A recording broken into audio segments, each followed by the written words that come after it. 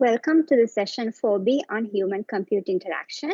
Let me introduce you to the session chair, Dr. Shyam Rayal. Dr. Rayal is currently a senior lecturer at the Faculty of Computing, Sri Lanka Institute of Information Technology. He completed his PhD at St. Andrews University, Scotland, specializing in improving users' mobile text entry experience. He's made a number of contributions to the mobile text entry field, some of which have won Best Paper Awards at the top HCI conferences, such as ACM CHI. He performs many roles in HCI research and teaching as chair of the SLIT HCI Research Group, HCI Track Chair at the International Conference on Advancements in Computing 2020, designing and delivering HCI modules at undergraduate and master's levels, and continuing his research into improving Sinhalese mobile text entry in Sri Lanka. Dr. Rayal, I invite you to lead the session. Thank you very much, Kulani. Thank you for having me here. I'm very happy to be here. This is my first conference in Sri Lanka, actually. So I've moved to Sri Lanka very recently after spending like almost a decade in the UK. No, it was not during the COVID-19 crisis. I don't have COVID-19. It was before that. But I would consider that very recently. So this conference is special to me in that sense as my first Sri Lankan conference. Thank you, UCSC, for inviting me. So I'll explain very briefly to all the presenters how this is going to go. I will first introduce the speaker, and then you will present live or using a video recording, which will be followed by 5 minutes of question and answer. if you are presenting live, it is recommended that you share your screen and keep your webcam off for bandwidth reasons. But if you are, when you are answering questions, it is recommended that you turn on your webcam to keep it more interactive with the audience. And I would really encourage the audience to ask questions during the Q&A session. And when asking questions, you can turn your webcam on if you want, but at least it would be nice if you introduce yourself in one line. For example, I'm so-and-so, I'm Shyam from SLIT, and this is my question. So these presentations, these sessions are a great opportunity for us to get to know each other as HCI researchers. So please make that small introduction. And those presenting for the first time, I know nervous. You must have seen some presentations from yesterday as well. I've been to a number of conferences globally, like before coming here. But I can say, to ease your nerves, is that HCI people are friendly people. So you will find this one a little more, this session a little more relaxed than the other ones. This is true globally, so let's see whether this is true for Sri Lanka as well. So let me first introduce the very first paper of today's session. This is paper ID 16, the empirical analysis of user factors that affect the user interface design in mobile applications. The presenter is Nimasha Arambepola. She holds a BSc Honours in Software Engineering from Faculty of Science, University of Kelaniya. She currently works as a temporary lecturer at Software Engineering Teaching Unit, Faculty of Science at University of Kelaniya. Her current research interests include human-computer interaction, machine learning, neural networks, and natural language processing. Nimasha, the floor is yours. Yeah, thank you, Mr. Ham.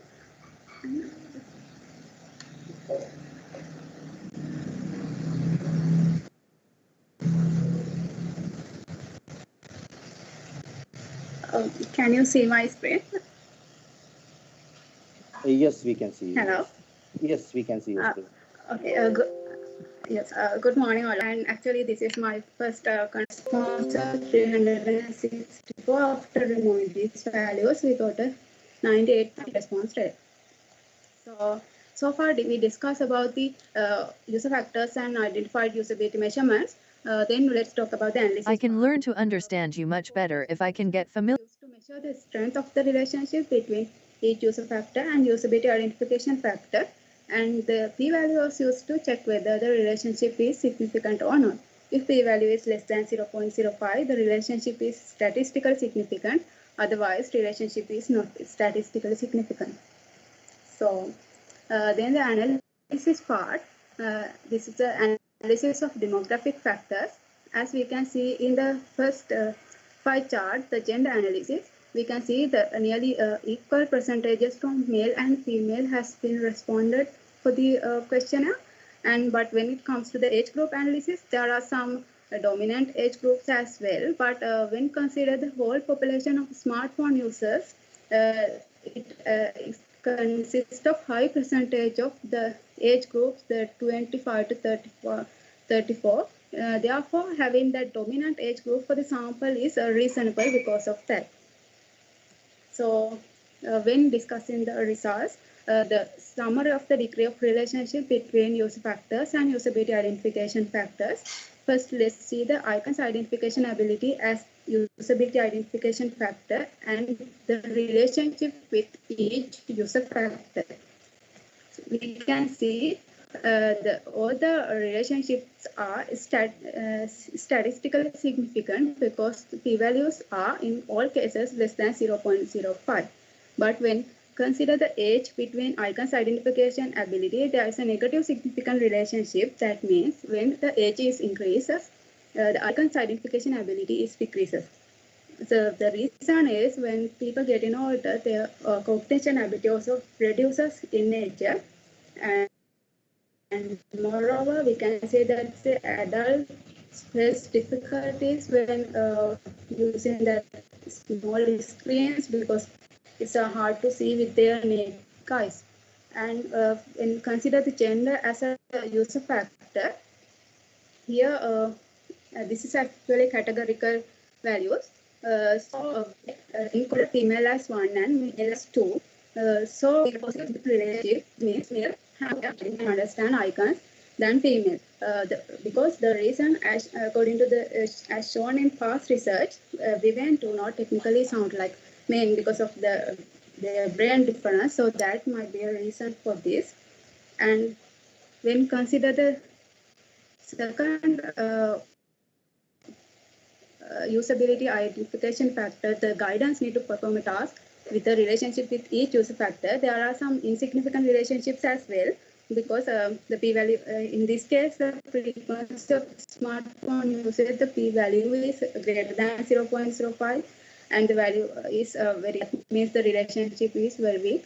Because of that, this is an insignificant relationship, because the respondent who respond for the questionnaire might respond frequently, but with the same set of applications. But when it comes to totally new applications, they might need some guidance to perform tasks. So that might be a reason for this insignificant relationship. And when it comes to the second part of the analysis, influence of the user's age on the frequency of mobile app usage based on their domains, we have some negative significant relationship with the age variable with some applications like instant messenger, social network, and education, gaming, and entertainment. So it indicates that mobile application belongs to those domains are popular among young users than adults. But there are some positive significant relationship with the age variable. So that means these domains are popular among elderly people. And relationships as well. That means these applications, there's no applications. As the conclusion, according to the statistical analysis performed, hypothesis H1, 2, 5, and 6 were accepted, and hypothesis 3 and 4 were rejected, which means users' age, gender, and experience of smartphone usage have significant impact of usability of mobile applications, and users' education level and frequency of smartphone usage do not have a significant impact of usability of mobile applications. And according to the second part of the analysis, users' age has an impact of usage of different mobile application domains. So that's the end of our presentation. Thank you very much.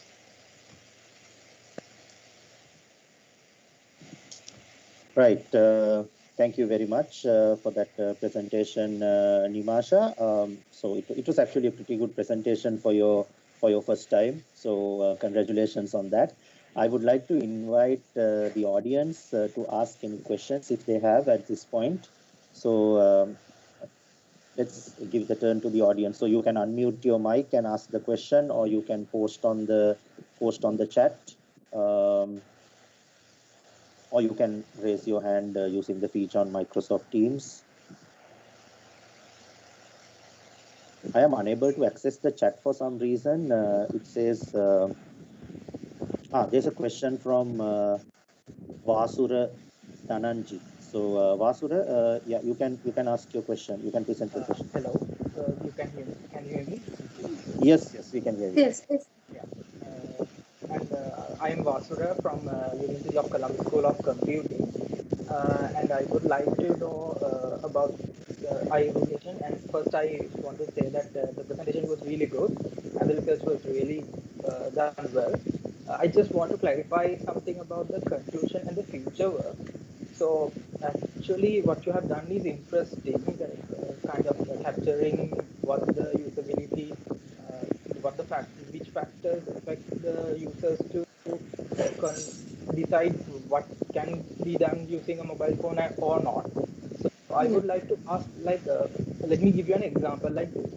So let's say I am a 15-year-old child who is using a mobile device, smartphone, and I want to know, and I'm a male, so that is there any way that we can identify whether, let's say, if I give something like the ability to identify the delete icon. So I'm a student at university. I'm a student, 15-year-old male. So considering those factors, and to decide whether I can identify whether this person can easily identify the delete icon or not. So some kind of aggregated result rather than identifying. Yeah, I think you got my question, right? Yes. Actually, when knowing the delete, you're asking whether he can identify the delete icon with that constraint, right? Yes, with that constraint by collectively, not by identifying whether the age or the gender individually. I want to know whether we can get an aggregated value and then identify whether he can identify the delete button or not. That kind of a thing. Yes, I have formal research question with the that variables that considering that usability identification factors as dependent variables and other user factors as independent variables. So according to these values, we can say that giving that value for as the independent variables as the user factors, that age is 15 and the 10 days male, we can get a value for that.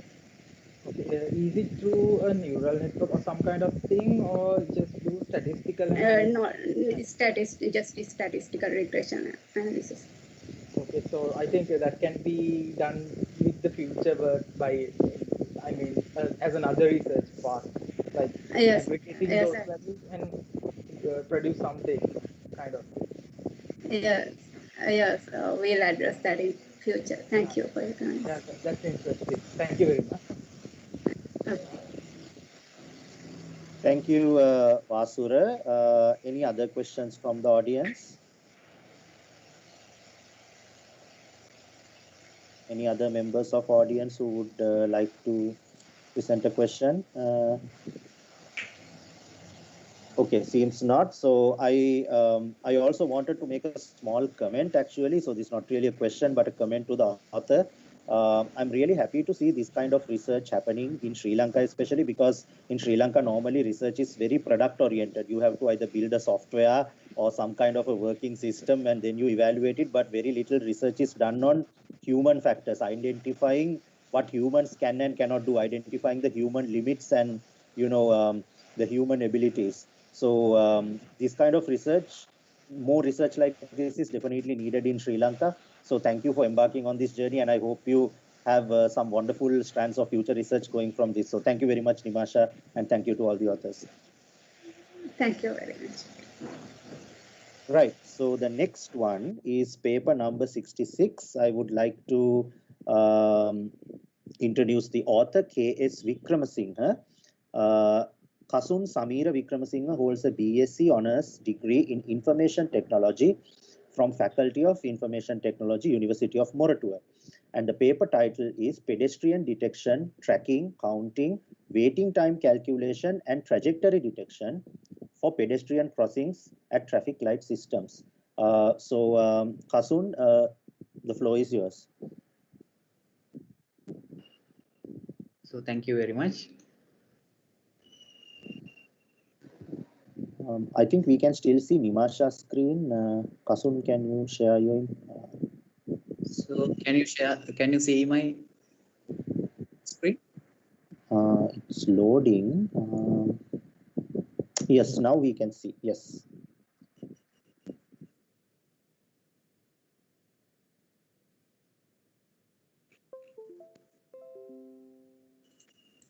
The presentation now?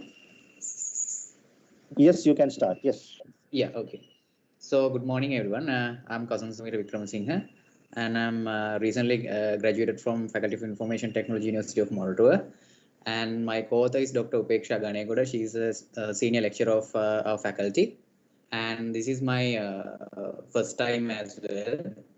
And as well as this is my final year research. My research is pedestrian detection, tracking, counting, waiting time calculation, and trajectory detection for pedestrian crossings, traffic light systems.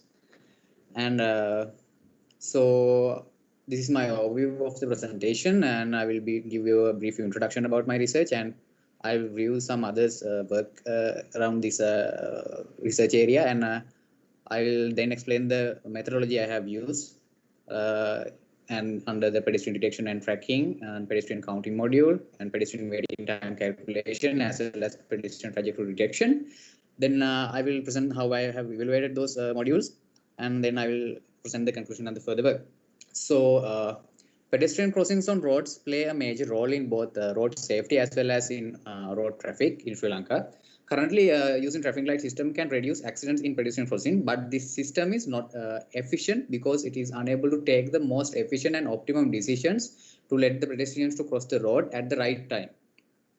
Therefore, as a group project, in the finally, we have implemented a computer vision based intelligent traffic light system to identify the vehicles, pedestrian count and waiting time, speed of the vehicles, and the position of both pedestrians and vehicles using cameras, and make optimum decision to determine the vehicular traffic and let the pedestrian to cross the road.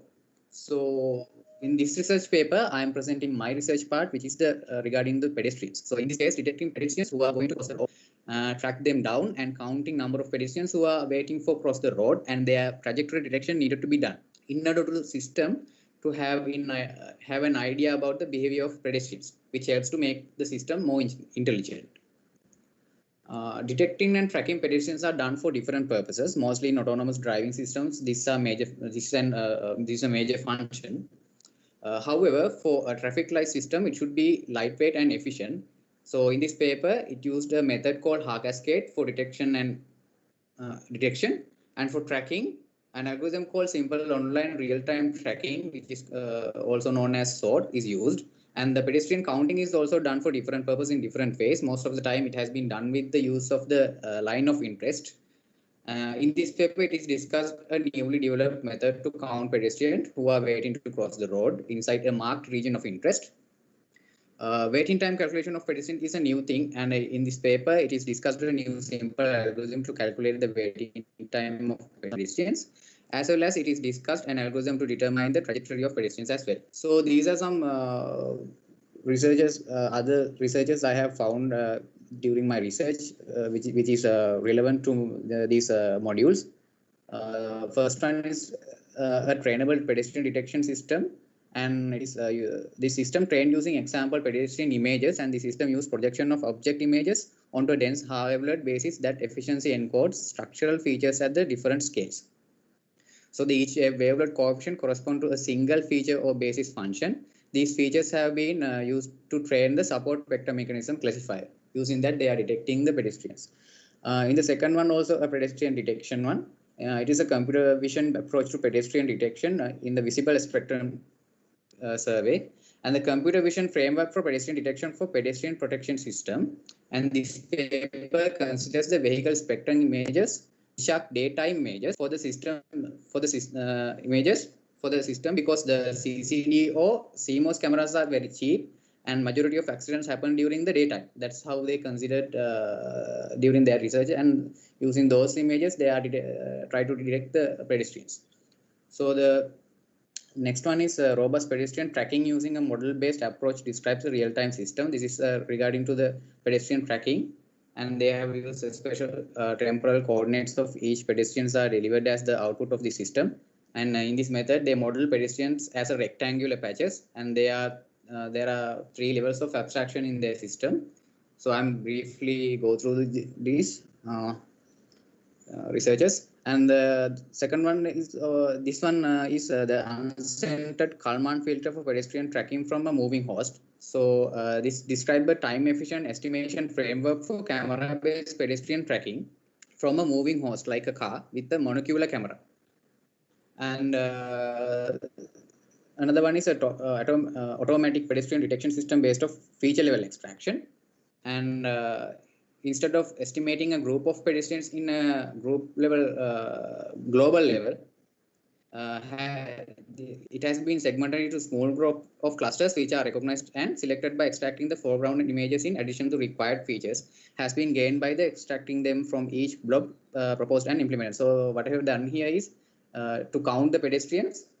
They have instead of counting as global group, they have segmented the cluster into clusters and then count individually those clusters, and then they have count the full number. So the final one is the convolutional neural network based pedestrian counting model. So this has been used for the pedestrian counting. This is a novel network model which used stacked multi-column convolutional neural networks to count pedestrians. And for the pedestrian trajectory, I have found this stochastic sampling simulation for pedestrian trajectory prediction. This explains a method to predict pedestrian trajectory for autonomous vehicles. So now I'm going to talk about how I have implemented my system and how I have done the research. So basically here I have mentioned what are the modules in my system and what are the inputs and outputs for those systems. The first one is the pedestrian detection, and we are giving input as the frames from the CCTV stream, and output will be the detected pedestrian with bounding boxes. And then we need to track the pedestrian. So in the pedestrian tracking module, detections from the HAR cascade will be inputted. That means the pedestrian detection, and it will output the tracked pedestrians with the unique ID. And in the pedestrian counting module, the inputs are the tracked pedestrian data, the unique IDs for each pedestrian and location, as well as user selected region of interest. And the output will be the number of pedestrians inside the ROI. The next one is the pedestrian waiting time calculation module, and the inputs for the that module is IDs and the location of pedestrians inside the ROI. The output will be the waiting time for pedestrians. The final module is the pedestrian trajectory detection, and here we will give input as previous and current location of pedestrian centroids and the angle. You will understand what is the mean by angle when I'm with my future slides. And in the output, the predicted location of the centroid will be the output of that module. So in the pedestrian detection and tracking, I have used HAR cascade classifier to detect pedestrians, and I have found some already available HAR cascade classifiers as well. As you can see, I have mentioned here the precisions and recalls of those HAR cascade classifiers. The main reason to become that precision recalls of those classifiers to become very low is that they have designed only to detect pedestrians from either from front and back. So because of that, the recall and precision is very low. So because of that, I trained on my own HAR cascade, and I have used PETA image dataset to train that, which is also known as pedestrian attribute recognition at far distance. And as positive images, I have used 1,050 positive images, and I have used negative images as 3,000. Here, positive means there should be only images of pedestrians, and the negative means there should, in that image must not be pedestrian inside those images. Only relevant scenarios should be there. Like for my scenario, I used images in the road and vehicles without pedestrians. For the tracking purpose, we have used sort algorithm, which is already available. So with that, now next we move into pedestrian counting module. As I mentioned earlier, we are giving an interface that when we are configuring the system, we can mark the waiting area of the pedestrian crossing as a polygon, and we will take that input with the coordinate. So we will call it a region of interest, and we will store those coordinates in our system. And after we are getting the CCTV video stream using HAR cascade classifier and the sort algorithm, we will have the detections and the tracking details. Using those tracking details, we will check whether the pedestrian is inside the ROI or not. Whether pedestrian is inside the ROI within the previous frame as well as the current frame. So using that, if the previous position is and current position is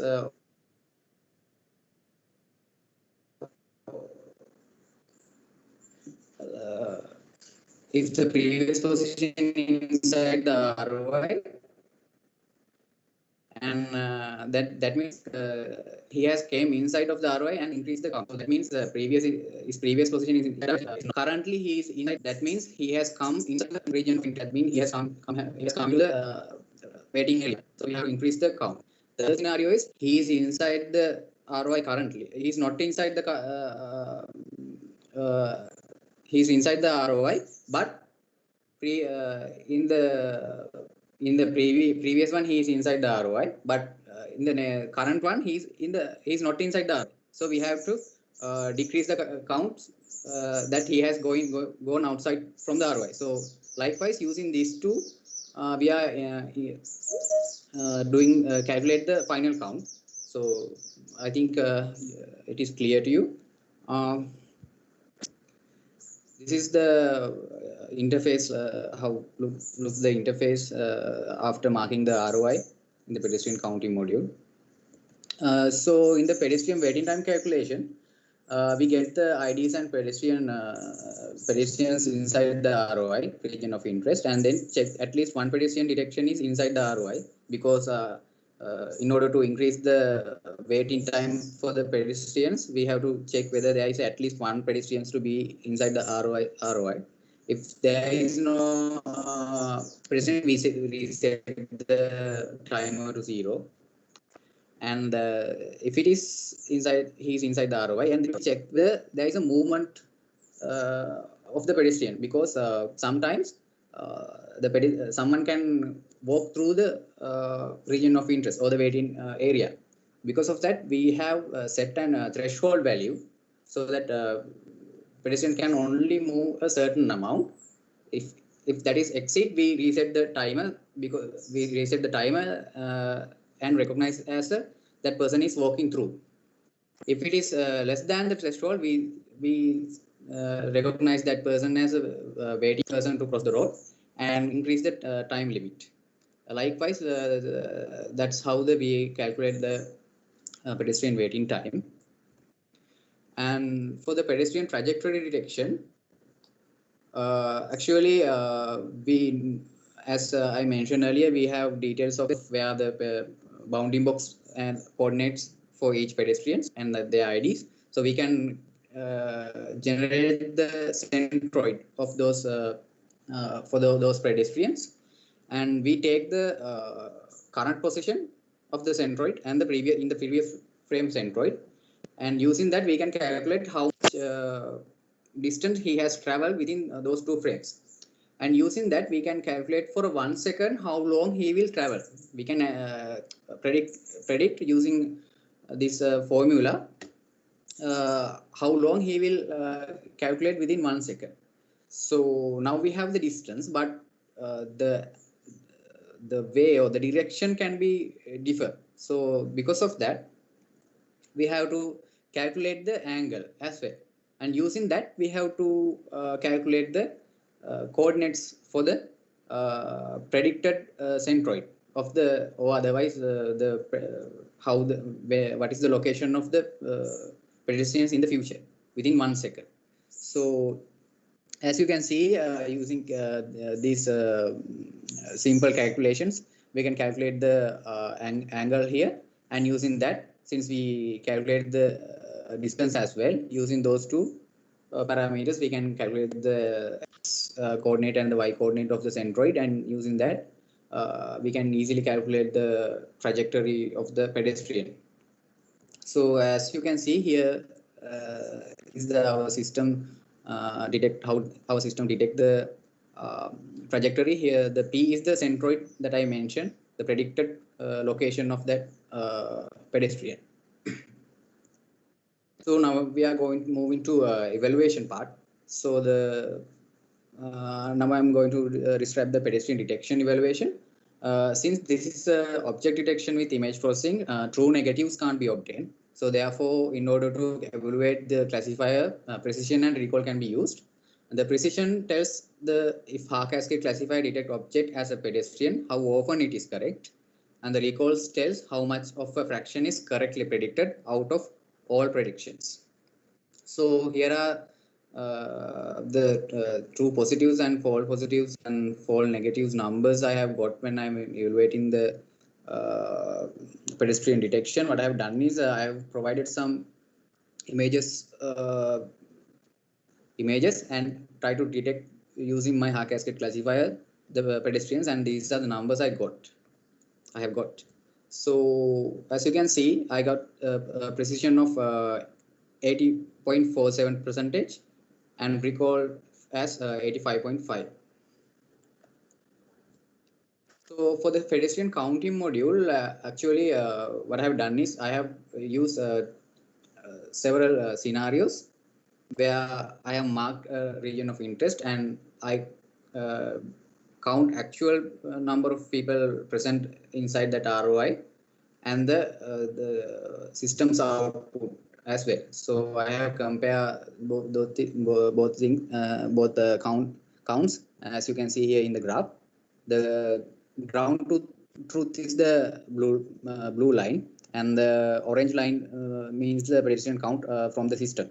So this graph shows how the ground truth and the counter pedestrian from the model have behaved. So out of 50 results, 36 times counted number of pedestrians are correct. In the other words, 72% of the counting are correct that came out from the pedestrian counter. So the average error rate is 0.4. So for the waiting time calculation evaluation, here also I have take different scenarios with the marked region of interest, and I have took the actual waiting time as well as the calculated waiting times, and then I have calculated the error. So so with that I calculated the average error rate, which is 0.714.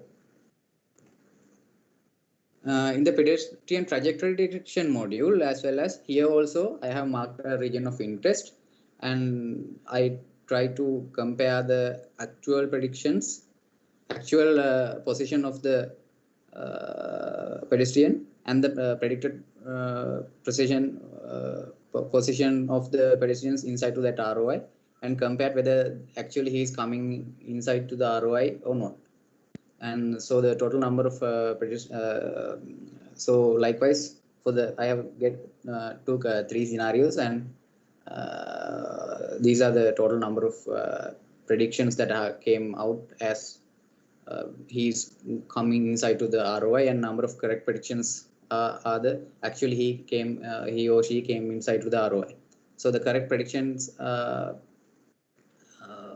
as a fractions I have mentioned here. So the average correct predictions is 78.234.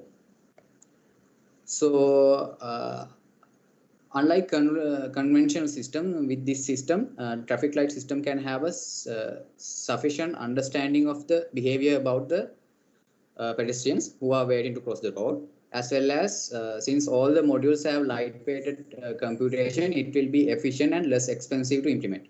So as well as our system can be improved as future work. I like to the pedestrian trajectory detection can be improved with the voting mechanism to detect pedestrians who are going to cross the road. Here only we are taking 2 frames, and the current frame and the previous frame at one time. But if we can take 10 times of those 10 times of those frames and do the calculations 10 times and get the predicted location of the centroid 10 times, and can vote for the most can get the vote for the most voted location, then the accuracy will be accuracy can be improved. And as well as this can use to detect whether a pedestrian is suddenly decide to cross the road if the predicted location is inside the crossing or ROI, which will help to make the safer decision making process of the traffic light system. So that's all. Thank you very much. Right. That was very enlightening presentation, Kasun. Thank you very much. Can I ask you to turn on your webcam so that our audience can see you? Right. it is time for the audience to ask any questions. So if you have any questions, please either raise your hand or unmute the microphone. Kokul, Kokul has a question. Yes, Kokul, you can ask the question. Yeah, I have a. Is it my voice clear? Yes, yes. Yeah, I have a question in pedestrian detection. So in your pedestrian detection, your cascade classifier showed a huge improvement than the previous cascaded approaches. So can you explain what is new in your cascade classifier? Yeah. So One second, Kokul, can you kindly introduce yourself, like your affiliation and your institute, maybe? Yeah, I'm Dr. Gogol from University of Vietnam. I'm Okay. working in Department of IT in Noria campus. Okay, thank you. Yes, yes, Kasum, you can ask the question. Okay, so the difference is as I mentioned, those cascade are only detecting people from front or back. But in my case, I have provided images in my data set, as I mentioned. Those images have for the single person, the images have from the different angles and different sides for the different view. So because of that, my cascade is able to detect pedestrian from different angles and different sides, so that it increase the accuracy. Okay, thank you. Got it. Thank you. Thank you, Kokul, for that question, and for Kasun for the answer. Any other questions from the audience? Right, so seems not. Thank you very much to the speaker once again and to the audience for the questions. Now, let's move on to the third presentation of the day. The third presentation is a paper titled "A Framework to Decide Adaptive Functionalities by Considering User Emotions and the Context." The author is Vasura Dhananjit Vattearachchi. He's a graduate student from the University of Colombo School of Computing with a Bachelor of Science honors in computer science. He currently works as a software engineer at WSO2 Lanka Private Limited.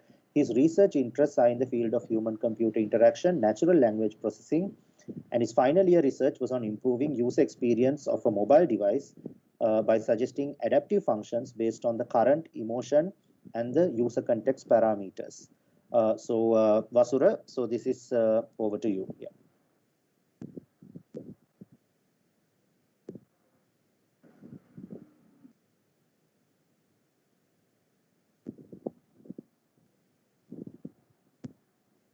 I think this one will be a video. So I think the session coordinators will now play the video.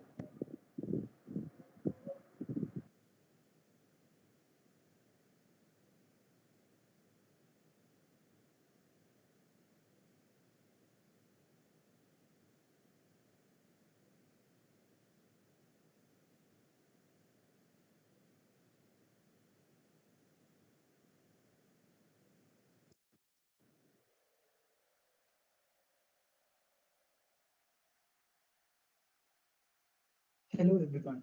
I warmly welcome you all to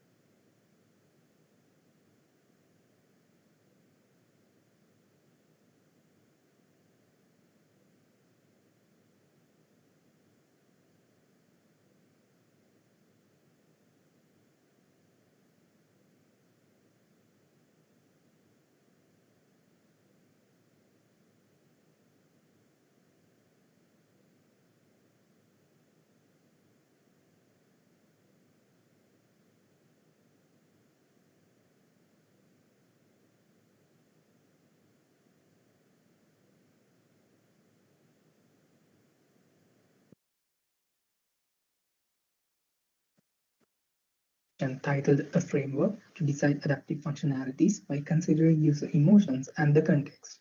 I am Vasura Vattearachchi, a student of University of Colombo School of Computing. This is the path which I'm going to follow throughout the presentation. And first, let's move on to the introduction. The term user experience has wide importance, which depicts the inclination or fulfillment which a person gains when performing their everyday work in a computer system. With the invention of smart technologies, there is a requirement to improve the UX of mobile devices by providing effective functionalities rather than consolidating them in traditional desktop systems.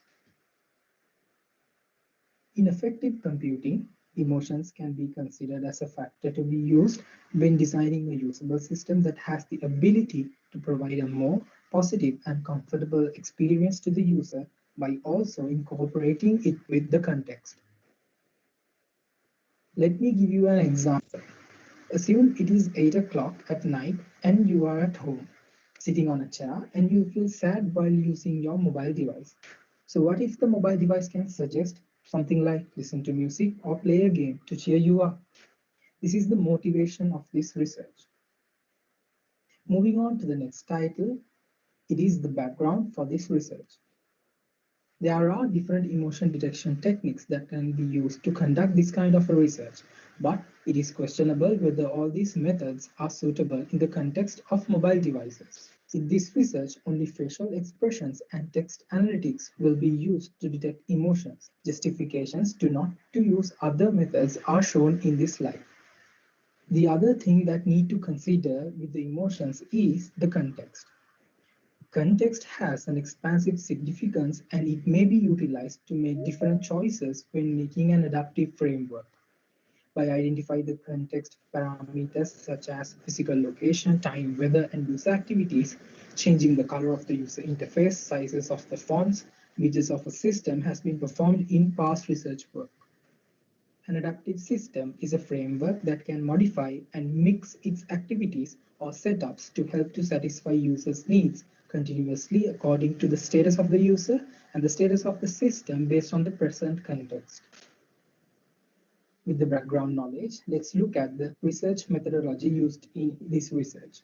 The research methodology used here is action research with user-centered design, where every step from requirement gathering to evaluation were performed with user participation.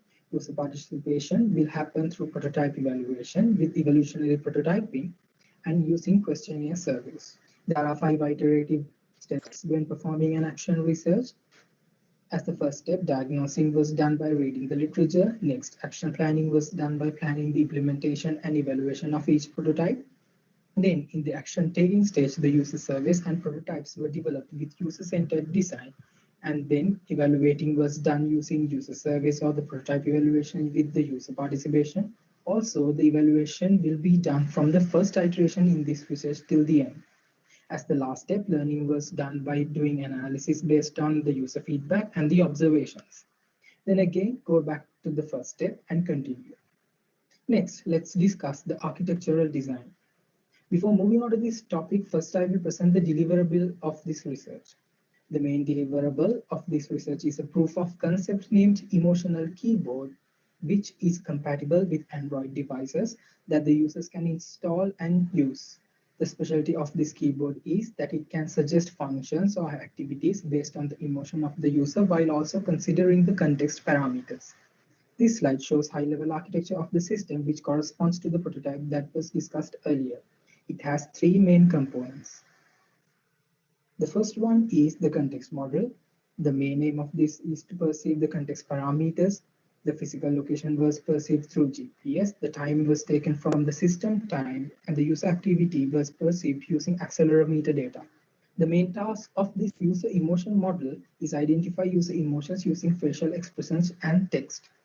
Effectiva SDK was used in the proposed prototype to detect emotions from facial expressions since it is freely available and has given 90% accuracy. IBM Watson Tone Analyzer was used in the proposed prototype to detect emotions from the text since it has given promising results when analyzing the relationship between text tones and the linguistic characteristics of the text. The aggregator model will perceive the emotion and the processed context parameters to suggest the adaptive functionality for the user to perform. The training data for this model were collected from user surveys through questionnaires. Next, let's discuss the implementation and the evaluation procedure of this research. To incorporate user-centered design, this research has used 2 user surveys and 5 prototypes. User study 1 was carried out to strengthen the initial decisions before starting implementation. Here, the question 4 to 7 are prominent ones out of 7 questions. A pilot study was carried out with 10 participants. The questionnaire was improved and distributed as a Google form and was able to collect 310 responses. Several decisions have been taken from the main questions as mentioned here. It was decided that the important emotions to be tracked are happy, sad, and anger. Most effective functions that can be used to change the current moods are listen to music, watch a video, and chat with friends. Time and the location should be considered when suggesting adaptive functions. When the prototype 1 was implemented, which can track emotions from facial expressions and text separately and send notifications to the user stating the emotion. When user is typing, the emotions were detected from the keyboard and the notifications were sent. If the user clicks on the notification, he can provide the feedback. If the user presses no, then you should enter the actual emotion that you are feeling right now. You can see this slide shows the scenario of what I have explained now. And in here, the IBM Watson Tone Analyzer API was used to detect emotions from text. Emotions from the facial expressions were detected at any time. A background process was used here to capture the frames from the front camera of the mobile device, and the Effectiva SDK was used for that. The feedback procedure was same when the notifications were sent to the user. 40 participants were used to do the evaluation. Mobile phone with 5 megapixel front camera was used and 3 rooms with adaptive lighting. Feedback process was same as I have mentioned earlier, and the feedback was recorded in a Firebase real-time database. A 30 to 45 minute study was carried out and 2 techniques were used. One is showing videos and second, chatting with Google Hangouts. Several observations has been perceived from prototype 1 evaluations, which are rotated camera failed to detect emotions. When participants were wearing spectacles, emotions were detected as incorrect. Generally, participants did not express emotions when using the device, and joy was easily captured from the face when the participants were smiling. And when the participants were raising eyebrows or opening mouth, it has decided that the emotion as surprise, and the emotions from text analytics was more suitable in this scenario. To eliminate the drawbacks of prototype 1, another prototype was developed. If emotions from both face and text are available, the priority was given to text. If emotions only from the face is available, checked whether the confidence of the emotion is greater than a predefined threshold, which was decided through trial and error. The evaluation procedure is the same as before. When comparing prototype 1 and 2 using precision, it has shown that the precision value for all the emotions in prototype 2 is higher than the prototype 1, except for disgust. Thus can be proven that the prototype 2 has performed better than prototype 1. As the third prototype, a neural network was developed with the data previously collected during the prototype 1 and 2 evaluations and was embedded to the keyboard. It takes 13 inputs and outputs 9 emotion classes as mentioned here. The maximum of the 9 values was selected and was sent to the user via a notification, and the user feedback was recorded. Experiment procedure is the same as before, but feedback was recorded in a way to design a multi-class confusion matrix later. These are the graphs for training and validating the neural network. Since training and validation accuracies and each of the losses are similar, it can be seen that the model has not overfitted. Using a multi-class confusion matrix, the testing accuracy was calculated, which is 83.57%. All the other matrices were also calculated for each emotion, and this is the summary of the previous slide where I used only 3 emotions which were selected from user survey 1. There is a need to increase the recall and F-score for sadness, and the model can be further trained using more data and implementing a method to dynamically train the model through active learning, which paves the way to future research. Except for recall and F-score, other values shows that this model is practically applicable to combine emotions. Moving on to the user survey 2, the main aim of this is to collect data to develop the preference tree of prototype 4. The prototype 4 was developed by incorporating a preference tree which consists of the probabilities that a particular user performs a function based on the current emotion and the context. As discussed in the context model, the current location was retrieved using GPS, and 20-meter radius was considered when deciding whether the user is at home, work, or outside. Using the accelerometer data, the current activity was detected, which was fitted into 3 groups: in a vehicle, walking, or standing. The time was detected from the system, and the emotion was detected from the neural network created in prototype 3. The system decides the suggestion by first detecting the emotion, then the time, then location, then the user activity. This means a branch from the preference tree traversed from top to bottom. As an example, the traversal was done as shown: anger, morning, home, stay. And the system will suggest the function which has the highest probability, which is in here, is listen to music.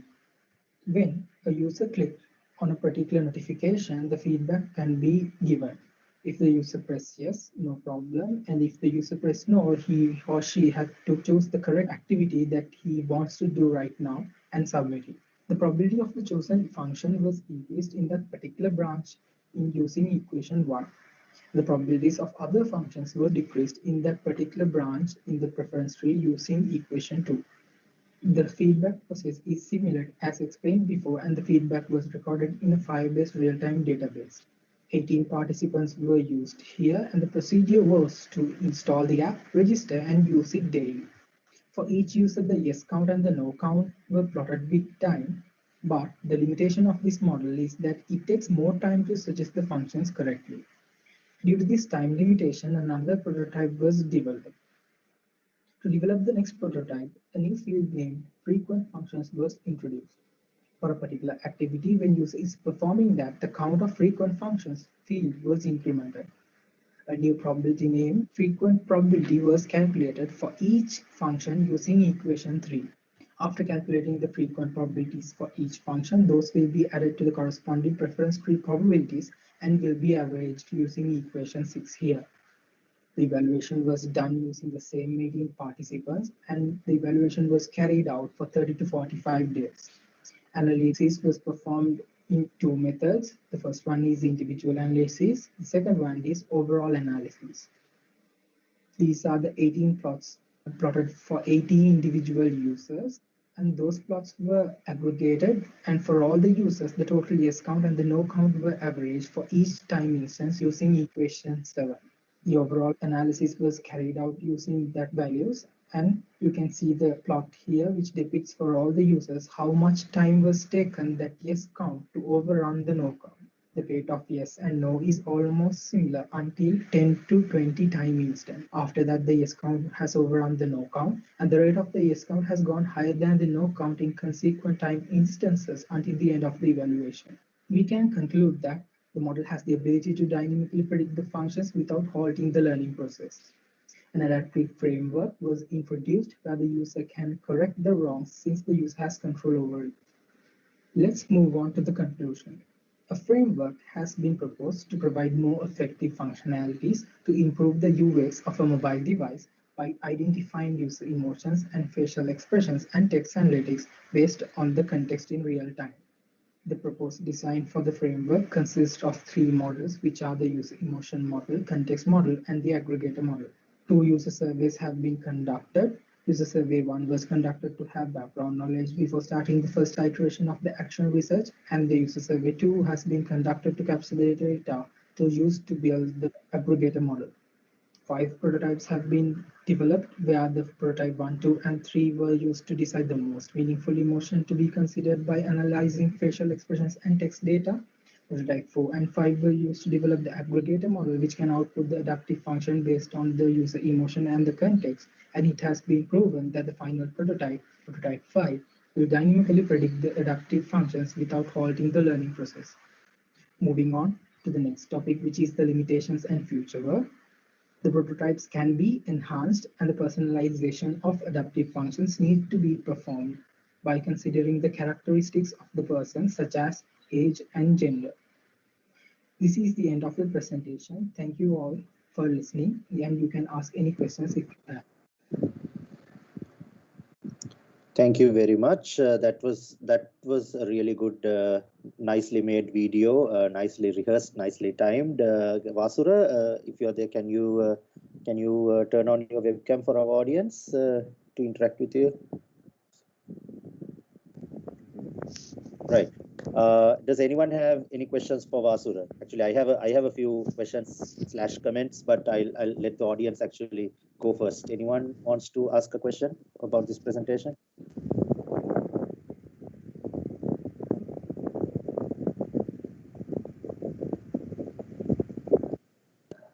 Right. So I actually have a question about this. Like, actually, few questions. Like, one is like, how long did you spend on this, like this research? Actually, 1 year. 1 year. This is really good. Like, when I was looking at this, the constant question that came to me was like, how long did you spend on this? Like, this is like postgraduate level stuff. So this is like, you did this for your undergraduate research, right? Yes. And when it comes to future work, like, have you identified like potential applications of this research in other domains? For example, like mental health, coping, and assistive tech? Because I see. Actually, the intention, the idea that I wanted to, when I was starting this research, the idea came to my mind by looking at the patients who have audio and visual abilities, and the first paper, the children who have disabilities, like that kind of people. So that's the place where I get the motivation. So I think this kind of researches can be used in medical, especially in medical field, to like let's say to cheer up the children and to suggest to what to do, and also we can expand this to the educational level as well. So that based on the mood, how to motivate the child and do the educational stuff and those kind of things.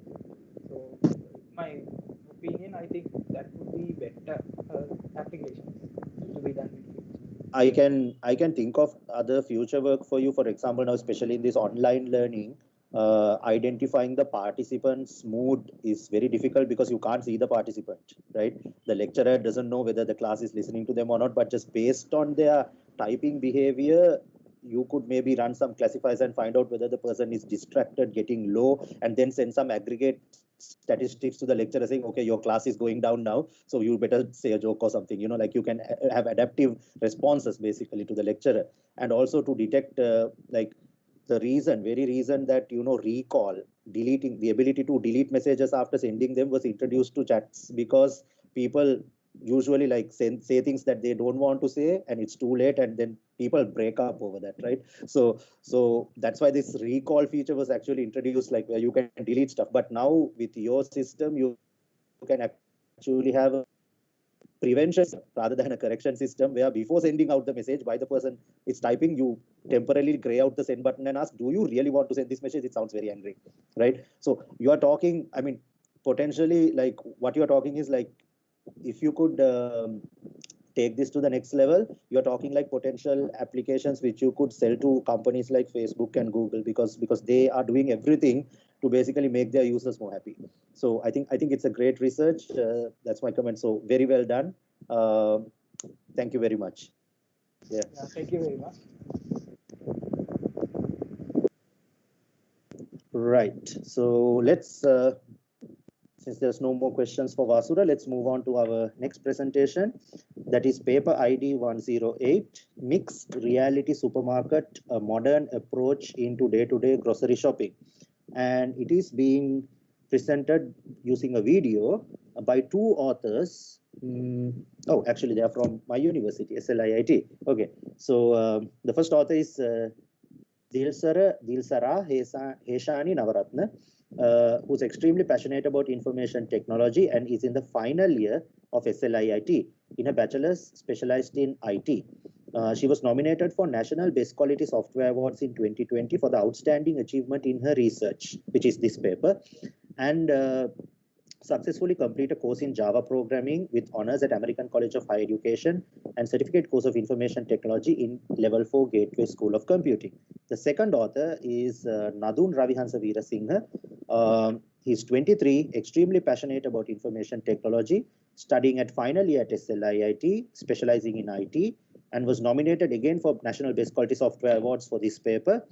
And his achievements are basically completing an Association of Accounting Technicians AAT qualification and Association of Chartered Certificates Accountancy ACCA qualification during his college education as professional qualifications. So let's see this video.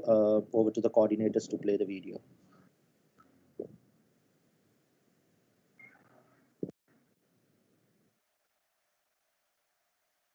Good morning, one and all. Thank you for selecting our research paper to present at the conference, and we hope you are doing well given the current situation of the world. Today we are presenting you with mixed reality supermarket, a modern approach into day-to-day grocery shopping, which is built with the main objective of renewing the whole grocery shopping experience. Then let me ask you a small question at the beginning. How often do we usually run to the nearest store to get something? Too often, right? How tiring is to get out of the house on a lazy Sunday evening to go out and get something?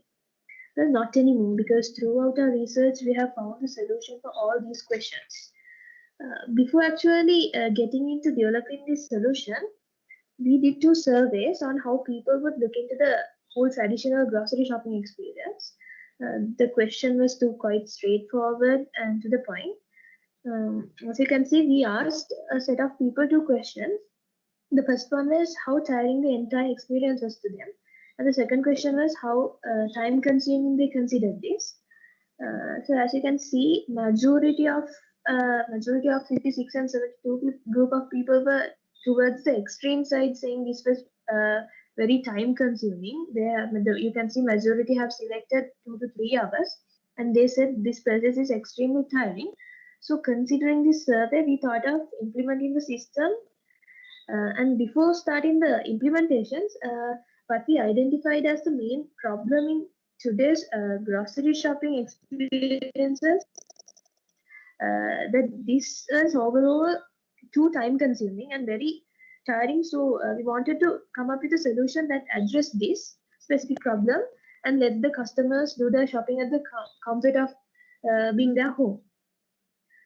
So the main drawbacks of what we saw when switching to a virtual experience is shown here on the slide.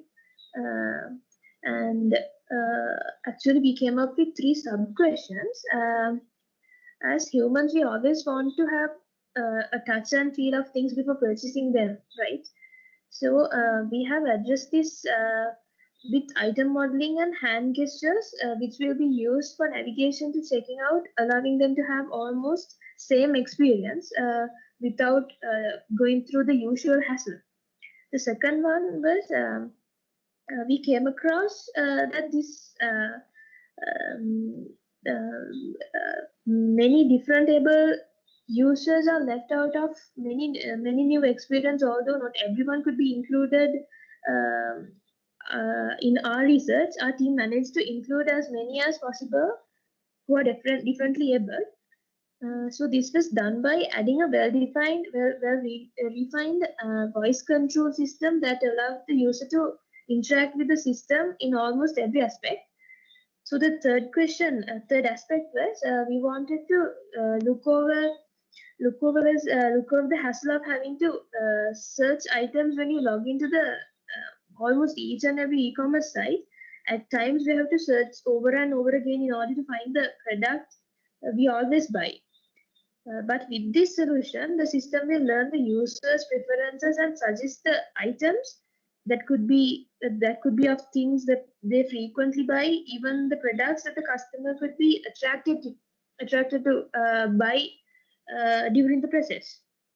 So these are the 3 problems that we had and the solutions.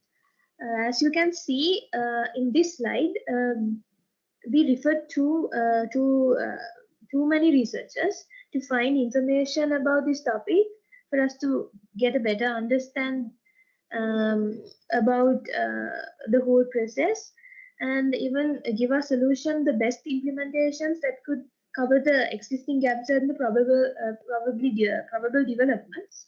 So in these slides, it represent all the researches that we went through.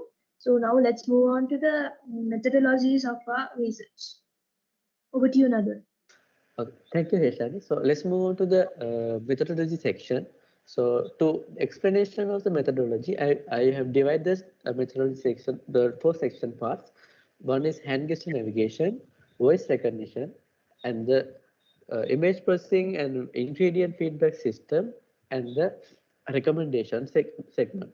So let's move on to the hand gesture navigation system. So to benchmark our system, we have research from three currently developed systems such as Amazon Alexa, Walmart, and AliExpress. So, there are a few key benchmark key points that I have included. View item details with exact labels, modify quantity of byproduct, and shop in a mixed reality environment, voice commands, and hand gesture recognition. So as for the research, we have recognized that only the quantity of byproduct is available in the currently developed system, and we came up with the solution for our proposed systems with these methodologies. So first of all, before we go into the hand gestures, we have to develop the system with the supermarket designing. So for that, we used item modeling, and we use rack placement to keep those items, and we use those items as object creations, and we use animation implementations that when we select items and we put those items inside to the cart. So when we move on to the hand gestures, we use motion leap device connection to the recognized hand gestures, and motion leap control and hand offset and calibration methodologies we use for the recognition of the hand and thumb selection and finger recognition selection method selections and methodologies. And hand gesture implementation we use to navigate inside the system, navigate the cart inside of the system, and the navigations will be front, backward, left, and right. And for those navigations, there will be easy hand gestures that we can use, that users will be using. And when we move on to the voice recognition systems, I have used the same systems such as Amazon Alexa, Walmart, and Google Assistant. And as benchmark key points, I have used voice-based navigation system, and web page with full voice support, recording, and add and modify and search products. So as a result of the research, none of these key points are available in these current systems. So we propose this system IMART with these functionalities.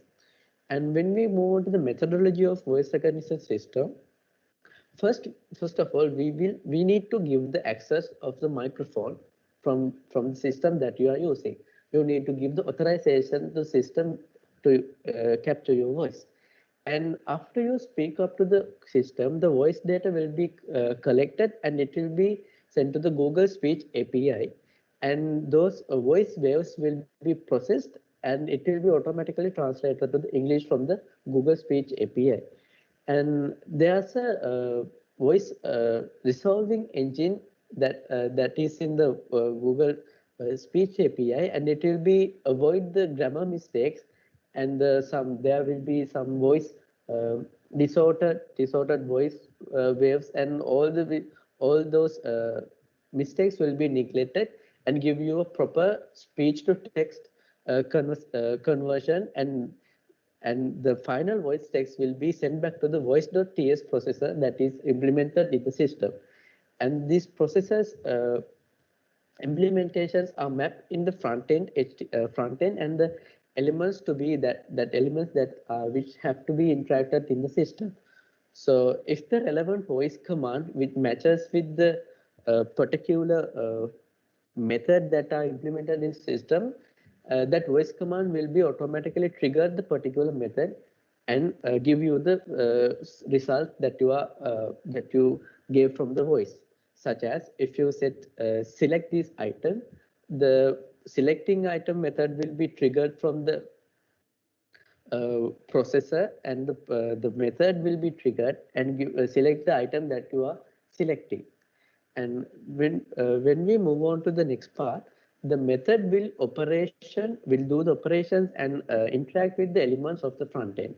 And after done, there's a voice that coming from the system, like a Google Speech voice, and it will notify you that whether your process is success or fail. So the user will be will be much more comfortable when we interacting with the system, and the user will be will know that system, the command that you imported is success or fail. And the voice engine, after, if the voice is failed, the voice engine waits for another command to get the correct voice input to the system. Heshani. So now let's move on to the next methodology, that is image processing for viewing ingredients and feedback systems. First of all, we'll talk about image processing for viewing ingredients. In this system, admin will first of all upload the nutrition label to the system, where the label will be converted to a grayscale image using RGB. We thought of doing this because when there is a colored image, it appears to be blurred, which makes the extraction process a bit less efficient, and resulting is unclear. The whole result is unclear. The descriptions are unclear. Then the grayscale image is resized and using a library called tstate. These words are extracted in form of a paragraph, where the spaces in this paragraph is split and sorted into a word-wise form into an array, which is basically putting it word by word in an array. Then the system checks for common keywords such as fats, sugar, carbohydrates, and vitamins, and etc. And the necessary values are then listed into a table, and then these values are shown to the customers once they call some gesture. So basically, the customer can get the necessary nutrition details with a simple hand gesture of bringing the index and the thumb finger together. So that is how the methodology behind the viewing ingredients. So now let's move on to the methodology of reviewing product feedbacks. When the customer uses a hand gesture and gets something in the virtual environment, a product, a JSON value is passed for the product name, and then it calls upon a Java endpoint or a Java API. And then each and every product in the system has their unique URLs created, which are connected with the Google for reviews, and these whole process is done by using JSON library. We have done this scenario to get the real product reviews about the products from the real system, learns whether this is a positive review or a negative review. So basically, to do this process, we are using a dependency called Stanford Co NLP library, which is in the NLP system. That means Natural Language Processing System. How this is all basically work is the system will identify specific keywords that could correspond to a positive review or a negative review. For an example, when people leave a bad review, a common keyword that is used is bad, right? So that system will identify the word bad, and these words are taken and classified as a negative review. So same applies into the as a positive review when we apply taking the good keyword, saying that word is good. So we're taking that word as a positive review. So now let's move on to the next methodology, that is recommendation system. There are basically two suggestion engines used in the system, that is user-based collaborative filtering, which recommend products just by looking at the customer characteristics. And the second one is product-based collaborative filtering, that predicts the items user should add to the cart by looking at the items already in the cart. So in here, we have implemented two separate models known as temp cart and cart. The model temp cart will be a temporary cart which will store all the necessary data needed, which will be using for predictions, and deleted once the checkout is complete. And the other model cart will be a permanent cart that will store all the necessary data that will be needed to identify customers' behavior. So in this case, the logic was applied to choose the most frequent bought pattern of the items together for a particular user, which could be a product from the same category, or it can be a product from a different category. So basically, the more the orders are added, the more the permanent cart model is trained. So as per the things we add, so this is how how customers will see all the frequencies patterns as recommendations according to the methodology that we have developed here. So now let's move on to the results section. Another. Thank you, Ishan. So let's move on to the results section. So to get the optimum type of results, we use two types of testing. One type is we gave our system to a group of people to rate the entire system by testing. And the other type is we asked a set of group to give a feedback on our 4 features that we are included in the system. And we got the feedback analysis as you can see in this graph. So, well, after the development, we were able to successfully test the system within the test group before we actually did realize that the solution out to the market. The test group consisted of people of all ages. As you can see here, we managed to find 92 volunteers, where close to 60% of them were between 18 and 30, and whereas about 30% of people were between 31 and 50, and there was another subset of people who were older than 51 years old. The test group could do almost anything in the virtual environment, and after they exited the system, they were asked to do simple small review. So we did this to get a better idea about what was good and most importantly what was not good in our system. They were simply asked only 2 questions. One question to leave a rating out of 5 to the entire system, and the next question was for them to point out what their favorite feature in our whole experience they had from our system. After everyone was done, we put the data together for us to analyze, and we managed to get a whopping 4.7 average score from these people. When we further investigated it, we found that the lower ratings were given by the people over 45 years old. As you can see in this pie chart, these are the answers we got for the second type of testing, as I mentioned before. Ishani? So when moving on to future developments, as you can see, we came up with 3 solutions which could further improve the whole virtual shopping experience. Let's go through this one by one. First, we thought of implementing a system where the customer could get products that would usually go together as an offer. Well, this is mainly focused on food items. Initially, where we thought of a system where the user had certain recipes that could easily be obtained off the internet, such as allrecipes.com. The system would identify products that would go together, and then at the checkout, the missing products of the certain recipes could be given to them as an offer, as a bundle offer. So this is the basic scenario. The next one is eye-catching products together. In this development, we came up with putting products that go together in places that would catch the eye of the user effectively. How this would basically work is placing products that would usually go together in a way that would attract the attention of the customer while they are doing their grocery shopping. Let's say for an example, the customer is in the aisles looking at a shampoo. The customer could see a conditioner that would match with it and go with that product.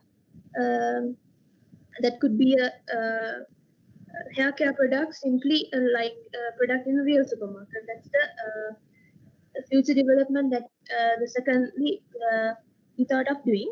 And the third one is automation of sales report generation. So this development is for the back office, where we will mainly focus on the report generation part.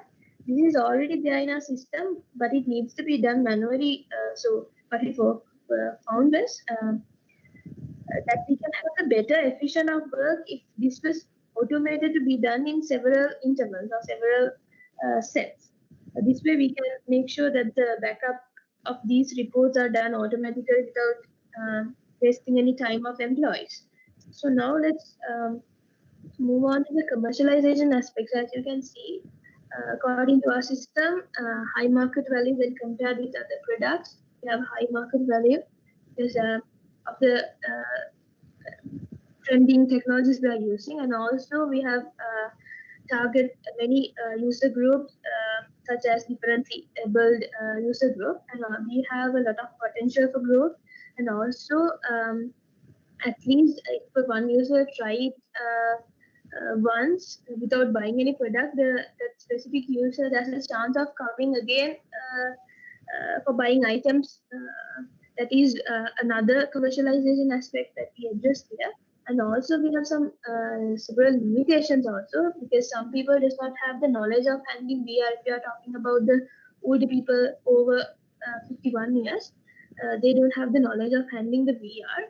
And also we have the difficulties of affording VR devices and affording for hand gesture devices, such as Leap Motion, because they are very expensive devices, and the compatibility with the low-end devices. That is also a limitation they are addressing in our system. So these are the references that we went through when considering the research. So by moving on to the conclusion, all in all, we can clearly see what the system would really turn over the whole grocery shopping experience and push the normal customer into a whole new experience, which is both enjoyable and extremely time saving. So we are immersed with a new normal of grocery shopping, and thank you very much.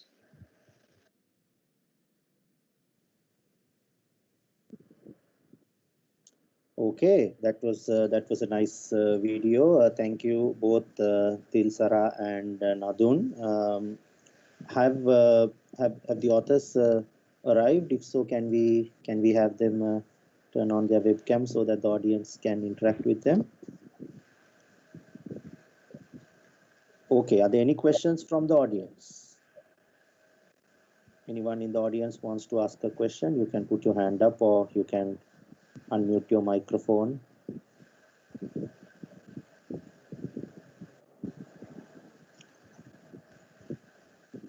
Right, so I will ask a question actually. So I had a couple of questions while this was going on the video. So this was the project that you got nominated for National Best Quality Software Awards, right? Yes. And one of the categories I believe in BQSA is the impact or the commercialization aspect, like how well you can actually penetrate this into the market. So did you think about the commercialization aspect of this project? Yes, before actually answering the question, I would like to say there are 6 authors, so Okay. we have including me and Nadun. There are 4 authors, including Sahan Jayawardena, Dilum Mahavata, and supervisor is Miss Disney Sriyaratna, and co-supervisor is Ishara Gandhi. So answering to that question, sir, yes, we thought about it. So about the commercialization aspects, so we, according to the, we thought of applying some, if we're talking about the future work, thought of applying some gestures, more gestures, like if you're talking about the differently abled, it's only focused on the number of, as possible as we have applied for the differently abled users, like blind users and the users who are having issues that they cannot handle the gestures, like they don't have their hands are working well, they can't do that gestures. So we thought of implementing eye gestures and head gestures or something like that, including that system. Yes, Nathan, if you have anything to add to this. Yeah, that's all. Following up on that same question, so it's good that you have thought about the different types of users, because when you are commercializing, you have to cater for all those kind of users. That is a good thing. And the other part is you need to get some vendors, or like supermarket chains, or item providers, people who actually sell these items, and on board as well. So you have to, while you get the users on board, you have to get the the commercial partners on board also.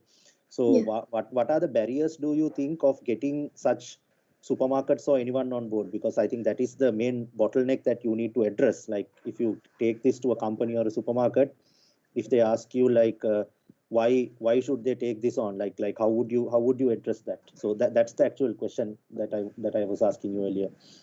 Yeah. Answering to that question, sir, because in the real supermarkets, there are some like if you are talking about this pandemic situation that we are really facing here. So if we have implemented this system including to this current situation, it will be a great opportunity for us to easily do our groceries with, because yeah, according to that market level, also those companies are also struggling to sell their products to the users, and also users wait in the queues at the with the 1 meter distance to get their products. Some can't do their like we cannot live with the food if you don't have the food with us. So basically, if we apply this situation according to this current system in current situation, I think we can market this product well if you have well defined and develop this in this situation. That's really good. I think this is a really good addressing point for, like, living in this new pandemic situation, the new normal, basically. So I think there's a good potential there. We have a question from Amali Pereira, who has put her hand up. Amali, yes, you can ask your question. No, sir, it was a mistake. I'm sorry. Okay, right. That's fine. Any other questions from the audience before we move on to the next presentation? Right. Seems not. Okay, so thank you very much both to Dilsara Heshani and Nadun Ravihansa for their presentation, and also for giving credit to all the authors, which is really good. So it's really good academic practice to mention all your authors and all your co-workers, including your supervisor, Miss Disney, who I believe she's also here. So thank you very much once again. Okay, so we'll move on to the next. Thank you very much, sir, for giving us the opportunity. Thank you, sir. Thank you. No worries. Thank you so much. Okay, now let's move on to the next presentation.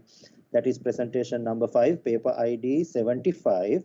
The paper title is Single Image Defogging Using Depth Estimation and Scene-Specific Dark Channel Prior.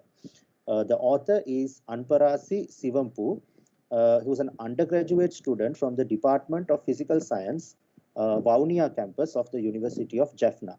Anparasi Sivanpu, yeah, if you this is, I think, a video presentation, so I think the coordinators will now play the video.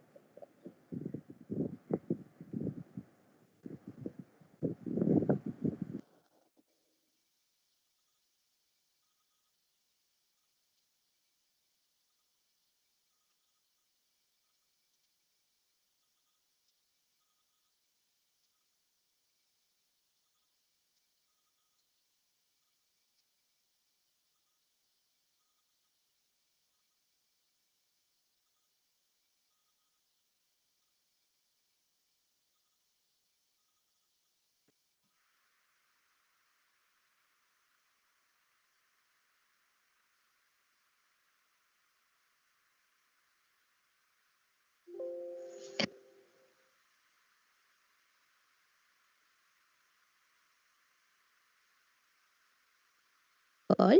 I am Anparasi Sivanpu. Now I am going to present about our research.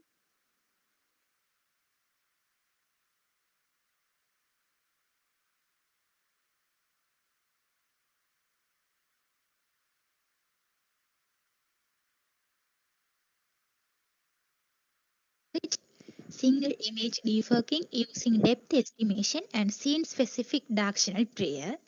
Our ID is 75. First, we will see about introduction. Let's see about introduction of this research.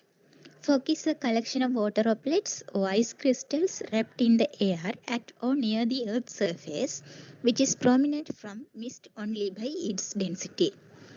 Atmospheric phenomena like fog and haze may degrade the visibility of the scene significantly. Fog, haze, mist can significantly reduce the visual quality of outdoor images. Major reasons for vehicle accidents is poor visibility due to foggy scenes. Fog removal is a fundamental requirement in the field of computer vision applications. Fog removal increases the visual quality of foggy scenes by recovering its color and its details. Due to the foggy scenes, we need to restore the image in the absence of the ground truth image in a computationally inexpensive manner.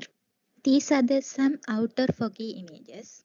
In computer vision, formation of fog in image is described by its atmospheric scattering model. Fog is a combination of two components, direct attenuation and air light. Direct attenuation diminishes the contrast and air light adds whiteness effect in foggy image. Formation of fog is as in this formula, where X is the location of pixel within the image and I is the observed foggy image. We will move to the background of this research. Most of the existing fog removal frameworks are generally based on this diagram. They obtain the foggy image and then estimate the dark channel and the atmospheric light. Using that, estimate the transmission and refine the transmission estimation and get the radiance. Finally, output images defogged image. Here we can see about dark channel deeply. Dark channel is only works for color images. In most of the non-sky patches, at least one color channel has very low intensity at some pixels. Dark channel is calculated using this formula. In dark channel calculation, red, green, blue channels will be separated. In this example, minimum of red channel is 20, green is 35 and blue is 20. Overall minimum is 20. In 3x3 patch, pixel value 20 as dark channel. In this picture, first one is original foggy image, second one shows the corresponding dark channel result. We will see about drawbacks of existing methods in dark channel calculation. All authors used 15x15 patch size without considering any depth information of image.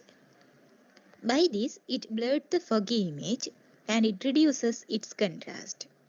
Here, first one is foggy image and another is output image that processed using 15x15 patch size in full of image.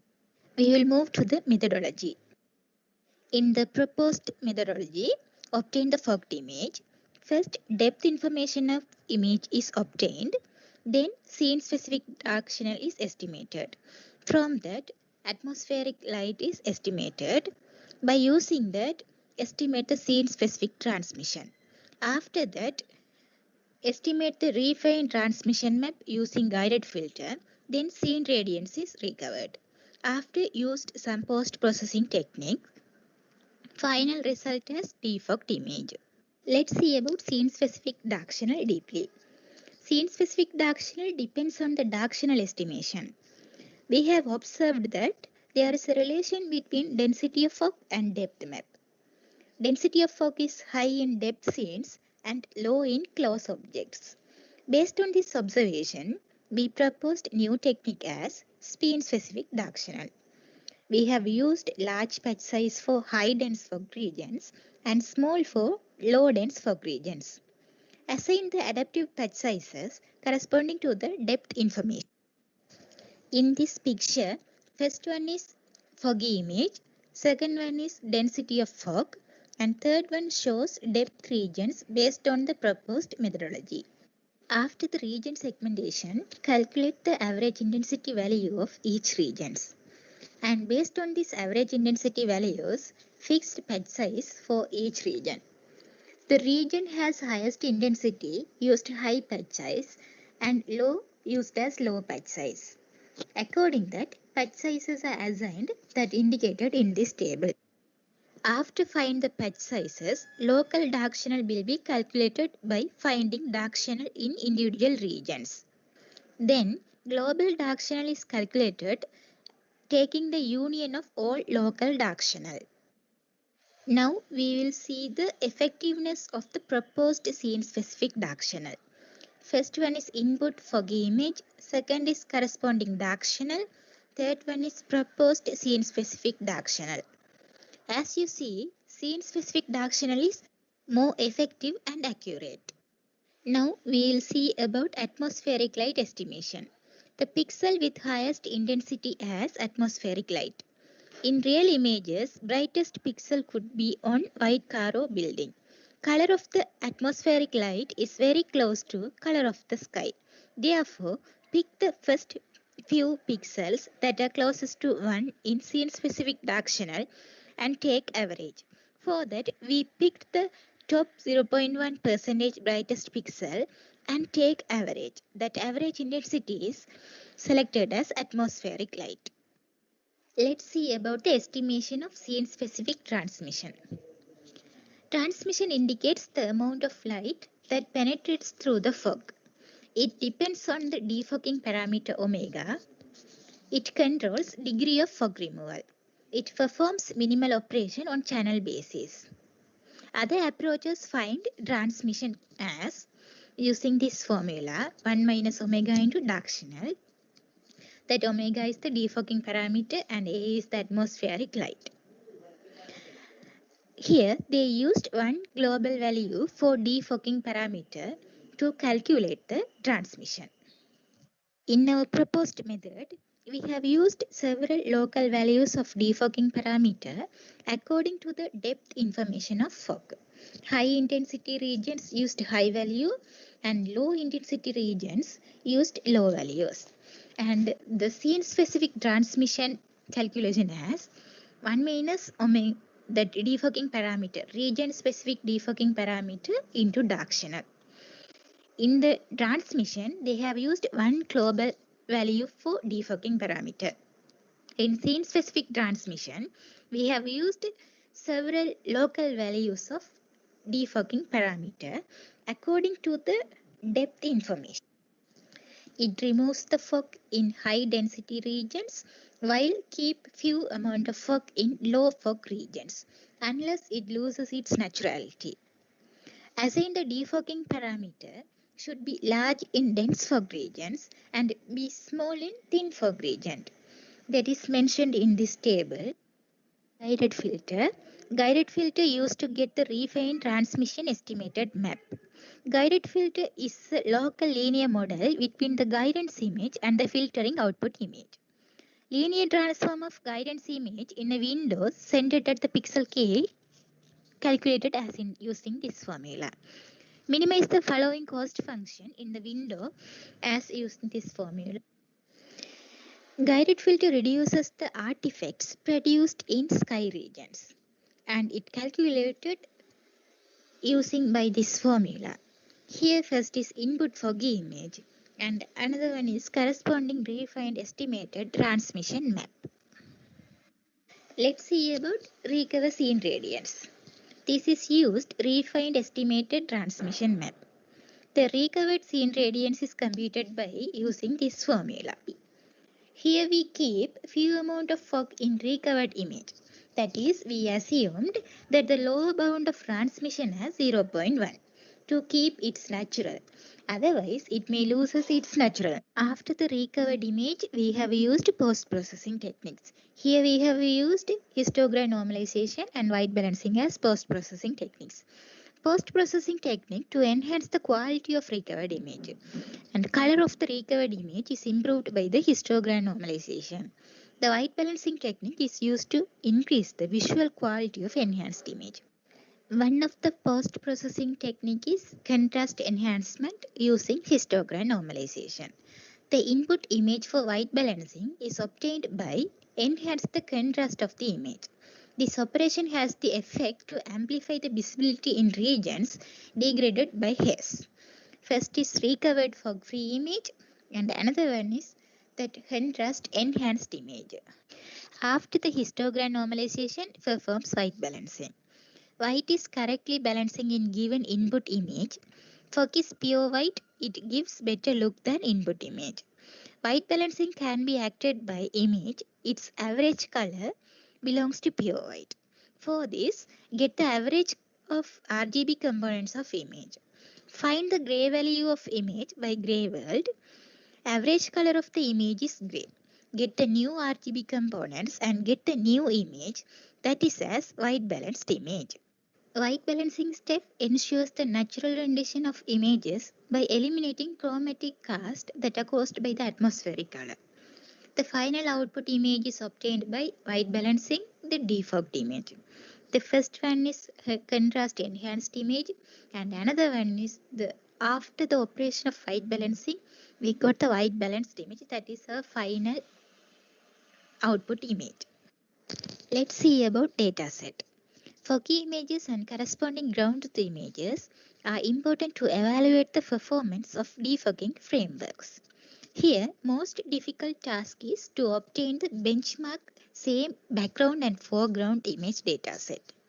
Here we have used Foggy Road Image Dataset, FRIDA, to evaluate the performance of the proposed approach.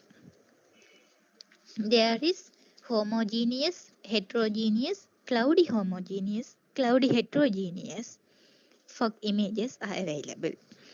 Evaluation criteria.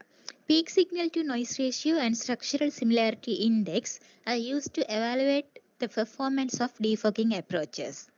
PSNR and SSIM used to measure the distance error and the similarity between the ground truth image and the recovered image. Peak signal to noise ratio is the ratio between the maximum possible power of an image and power of corrupting noise. It calculated in decibels of two images. High values of PSNR gives better quality of reconstructed image. PSNR can be calculated as in this equation. Here MSE is the mean square error, and mean square error can be calculated by using this equation. Structural similarity index. Structural similarity index is used to measure the quality of an image based on the reference image. That assess the visual impact of three characteristics of an image: luminance, contrast, and structure of the image. A high structural similarity index represents high similarity between the ground truth image and the recovered fog-free image, and it can be calculated using this formula. Let's see results of our proposed approach. Here we compare some real-world images. We can observe that proposed method successfully removes the fog in different environments, and it produces natural and more realistic results. Here you can see first one is input foggy image, second is corresponding defogged image by using proposed methodology. This is the another example for proposed methodology. The proposed methodology compared with some existing image processing based defogging approaches. Source code of given all approaches are obtained and evaluated on same dataset with same parameter setting. All the source code of this evaluation is publicly available in GitHub. From this, our method gets high PSNR and high structural similarity index values. Then we can conclude that our approach produces better defogging result than others. Now we will see about the conclusion. This approach presented simple framework based on image processing, but efficient for single image defogging. Based on the density of fog in local regions, obtained a rough depth map of a foggy image, used that depth map information to feed the scene-specific knowledge to defogging. Scene-specific dark channel and transmission estimation techniques are proposed. The proposed defogging method shows state-of-the-art recovering performance on FRIDA benchmark dataset. These are the some of the selected important references. Thank you.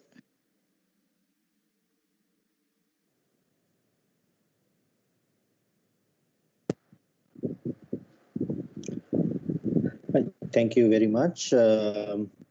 During the presentation, I had a slight technical difficulty, so I lost a few seconds, but less than a minute. Apologize for that.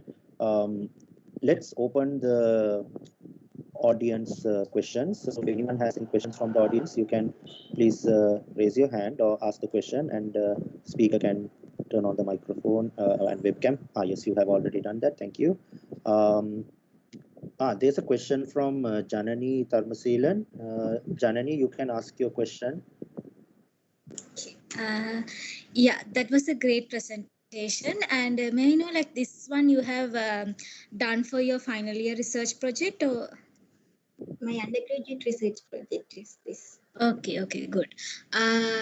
My question from my side is like, how much of data you use to train your model?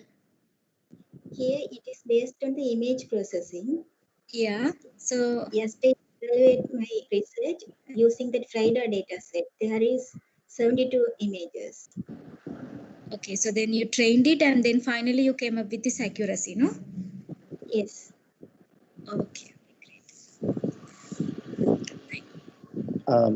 Thank you, Janani, for your question. I also have a question. Have you benchmarked the performance of your proposed method? Because as HCI person, I am interested in how fast this can be done on the mobile, for example. Because if you can take the images and process them later to remove the fog and then take it again, give it back to the user, if there's a time to do that, then people might not use it very much. But if it can be done real time on the phone, like if this algorithm can be run on the phone to the real time image that can be seen by the camera, then a lot of people will use it. So that's the HCI side I'm thinking about. Have you benchmarked it on different devices like a computer versus a mobile to see how efficient this is? No, yesterday performed this on this computer only. Computer only, okay. So maybe as a future aspect, you can think about maybe trying this on different devices and then seeing what parameters you can adjust to make it more performance. Because I think the use aspect is like the user would want to see the result immediately while they're watching. Yeah. So you have done these 2 images, right? Are you thinking of expanding this domain to maybe videos? Because sometimes you find videos also with the fog and people want to remove the fog from that. Yes, this is only for single image. We can do it as a future. Okay, right. Thank you very much, Anparasi. Right, so let's move on to the next presentation, which is the final presentation of the day, paper ID 67, Secure Code City with Evolution. Visualizing security, vulnerability, and evolution of software systems. This is by Mr. N. Singhabahu. So I'll read out his bio. Nadun Nipulita Singhabahu is a senior software engineer at Tech1 Global Private Limited since 2018. He received his BSc in Computer Science from University of Colombo School of Computing in 2017. His research interests span electronic device automation, microfluidic biochip physical design, and software visualization, network sciences. So I think this is a video as well. So over to the coordinators to play the video. Thank you.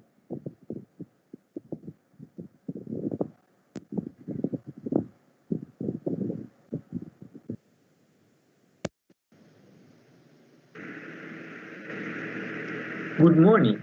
Let me allow you to present our research titled as Secure Code City with Evolution, Visualizing Security Vulnerability Evolution of Software Systems. I am research student and my name is Nadun Singhabahu. My supervisor is Dr. Prasad Vimalratne. First of all, I would like to give you a brief introduction about this research. Since complexity of software systems has grown up recently, analysis of large-scale software and finding security vulnerabilities while it's evolving is difficult without using supplementary tools.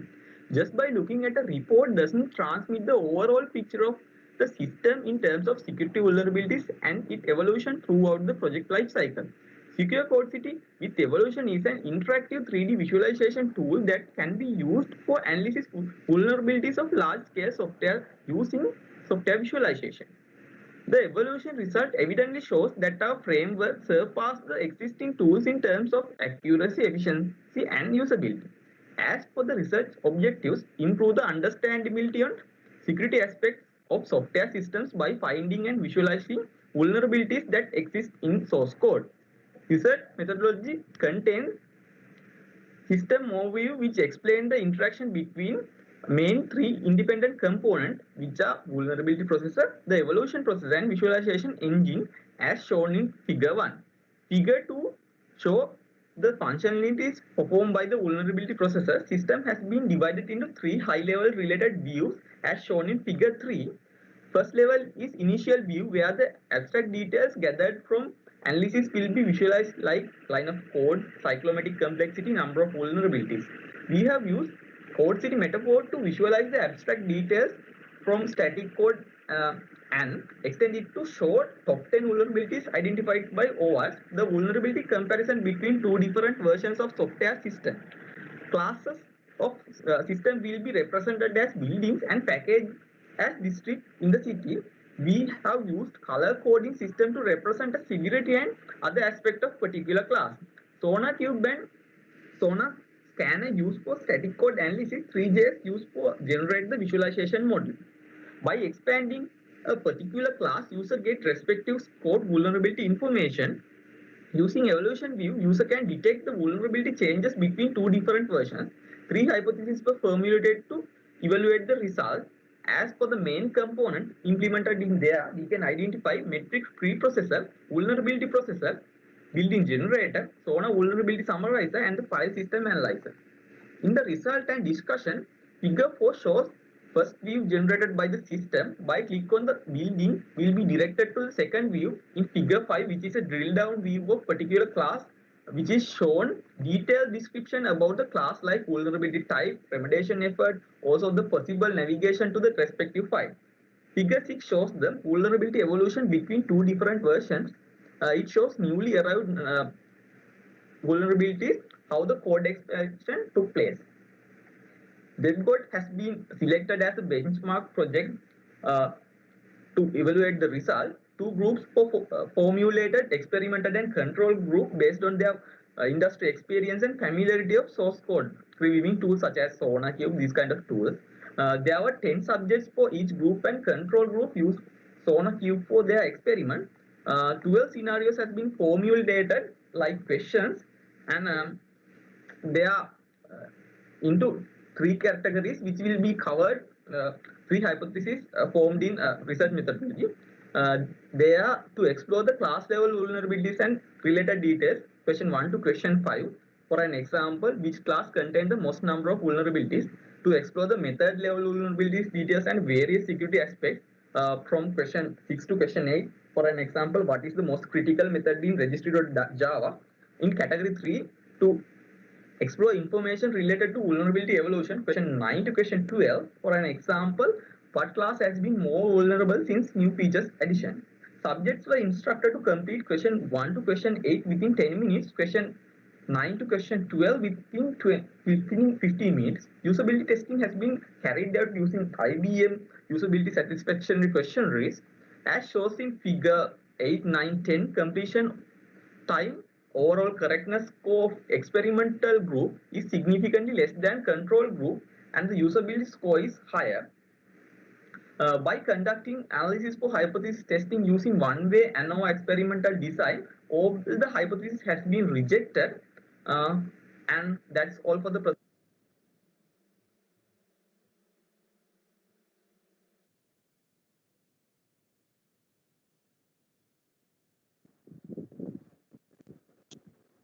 Right. So thank you very much. I think the author is here. So Nadun, if you are here, can you turn on your webcam?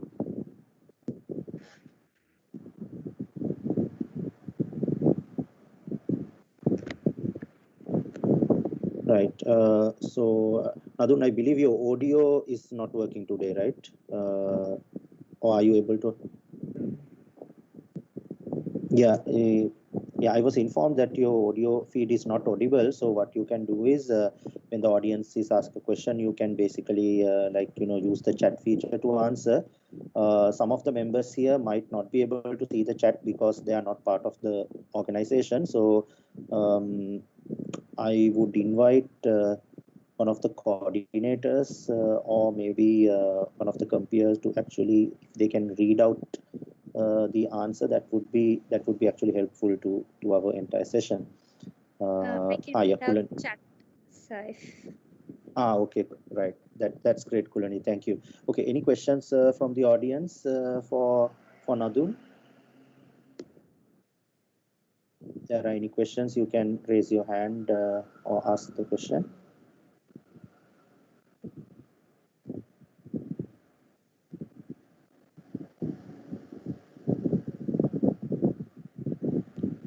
Right. So I actually have a question.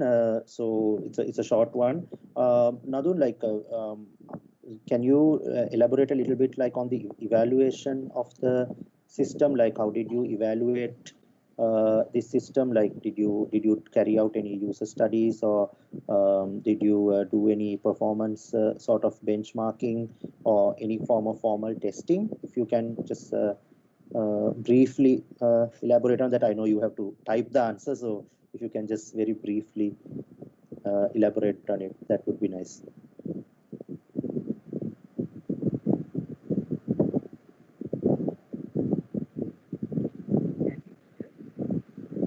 Very faintly. Yeah, I think I can hear you actually.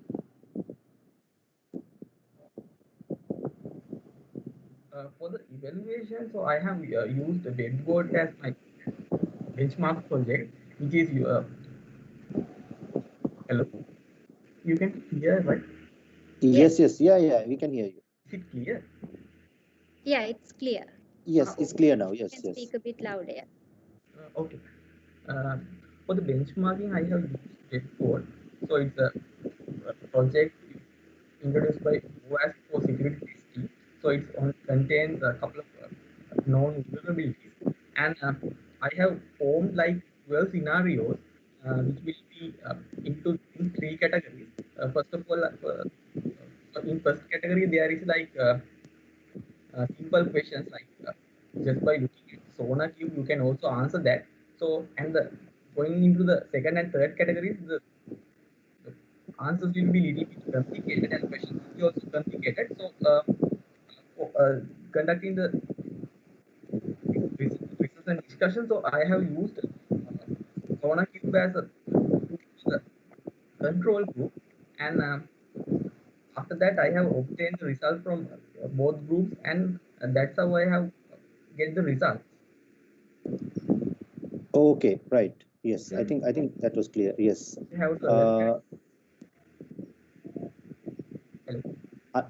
Yes, we heard you on that one. Yes, thank you.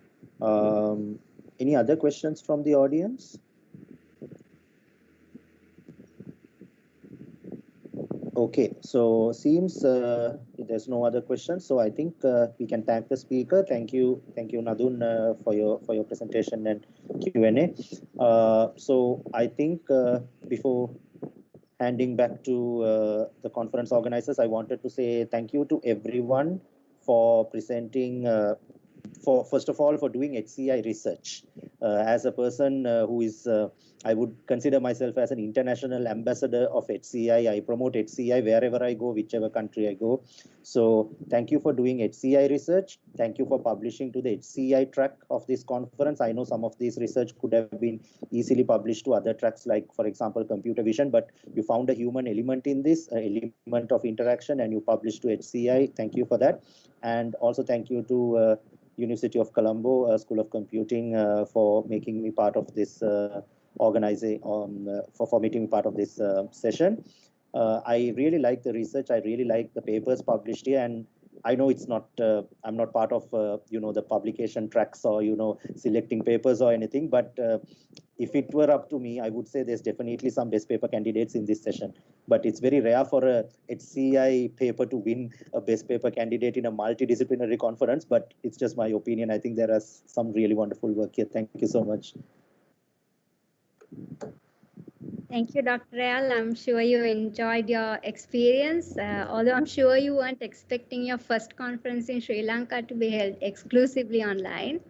Thank you also to the authors who presented, and I'm sure this experience was refreshing for you too, despite the few technical issues that we had. Next, we have session 4D on machine learning, or you join the ongoing session 4C on natural language processing. Thank you for attending the session. Thank you. Bye-bye.